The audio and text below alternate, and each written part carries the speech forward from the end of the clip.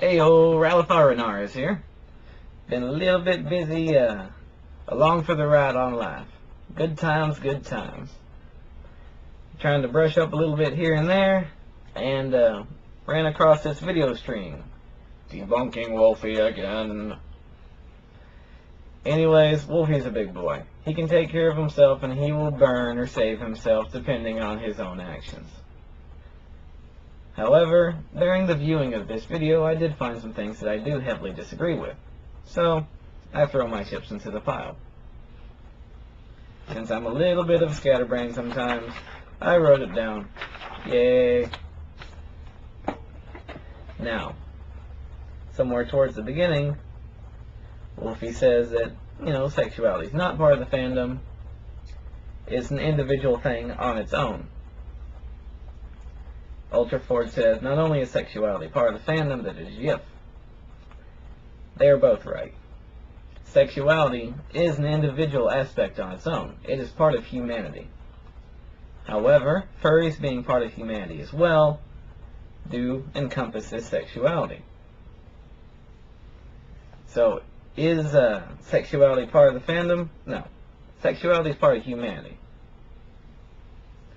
Since we're all part of humanity, we all bear sexuality in addition to the fandom. However, here is a distinction. YIF art. YIF art is part of the fandom. YIF art is a distinctly unique way of expressing sexuality. Unique to the fandom. Is it the way that the fandom expresses sexuality? No, it's just one aspect, one of the myriad ways that sexuality is expressed in the fandom. Furries are a very diverse group, and being as such, they include most of the myriad ways of expressing sexuality. And I think you'll find this true, though, with just about any group that you look at. Furthermore, YIF art. Many furries don't like it. Many furries could care less.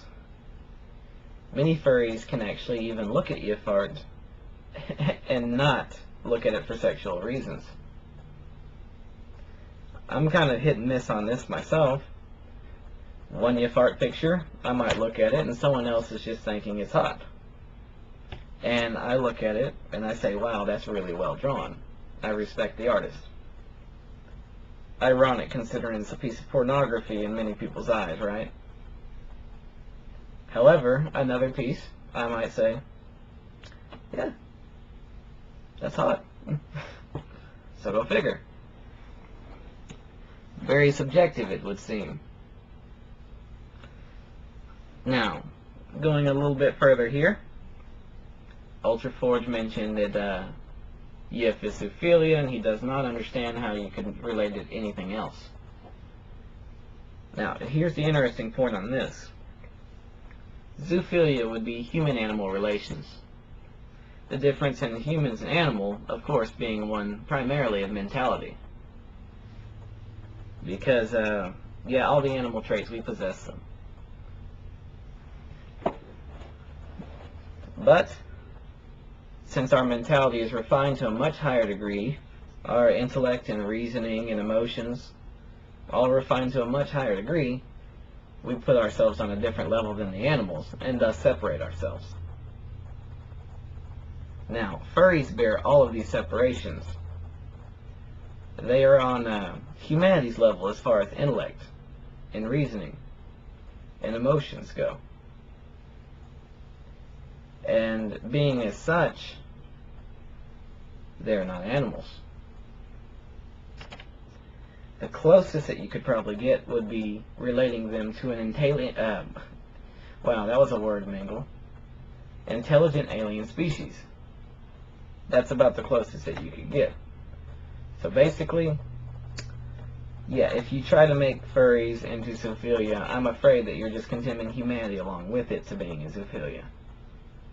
And if that would be the case, then, being a relative issue, who would care?